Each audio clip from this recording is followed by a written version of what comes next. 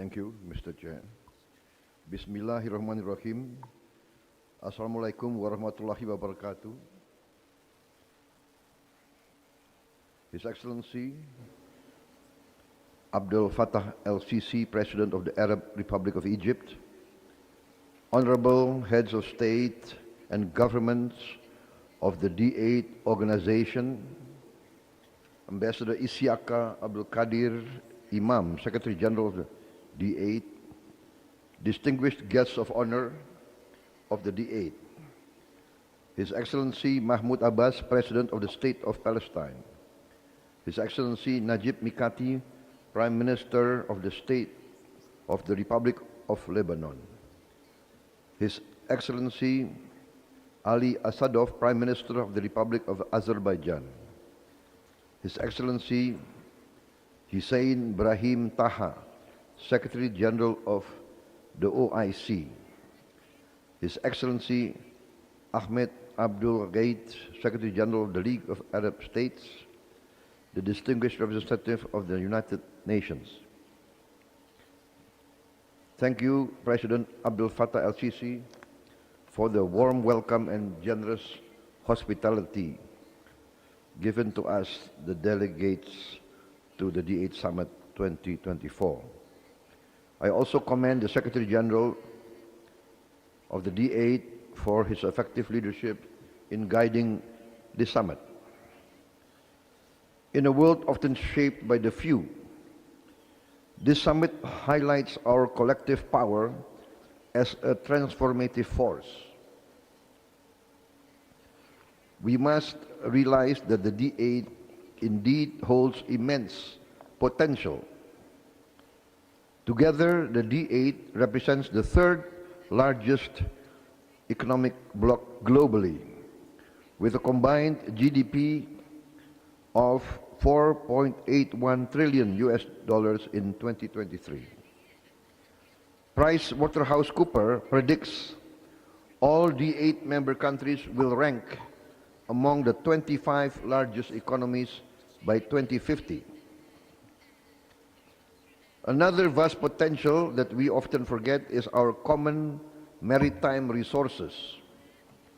With access to major oceans of the world, such as the Atlantic, Mediterranean, the Indian and the Pacific Oceans, all D8 countries are uniquely positioned to harness the benefits and the resources of the blue economy.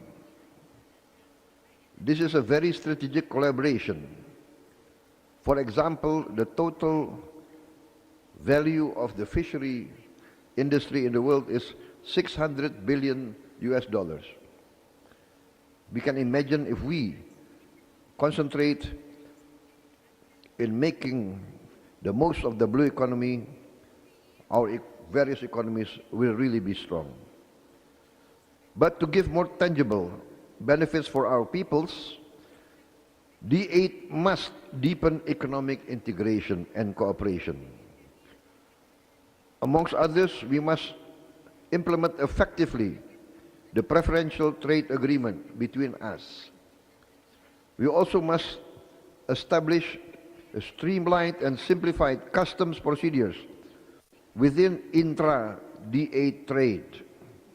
We must also create halal value chain through a strengthened D8 halal economy network.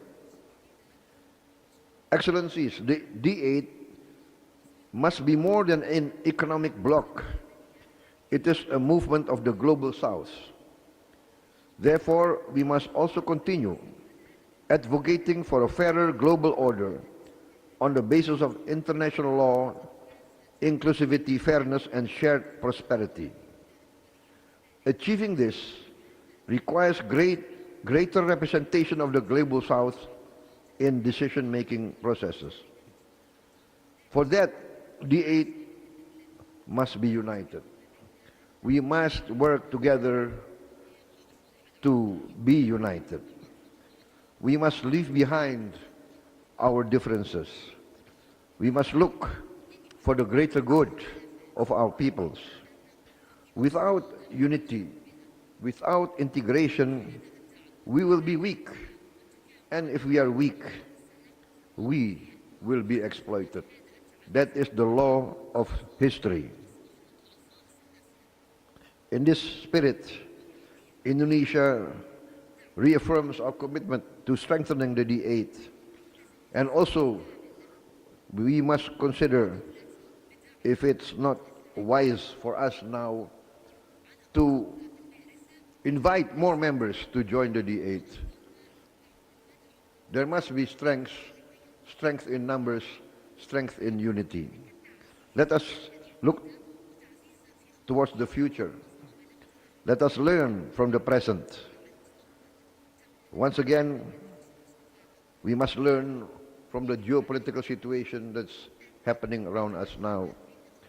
Without unity, without overcoming our differences, we cannot be strong.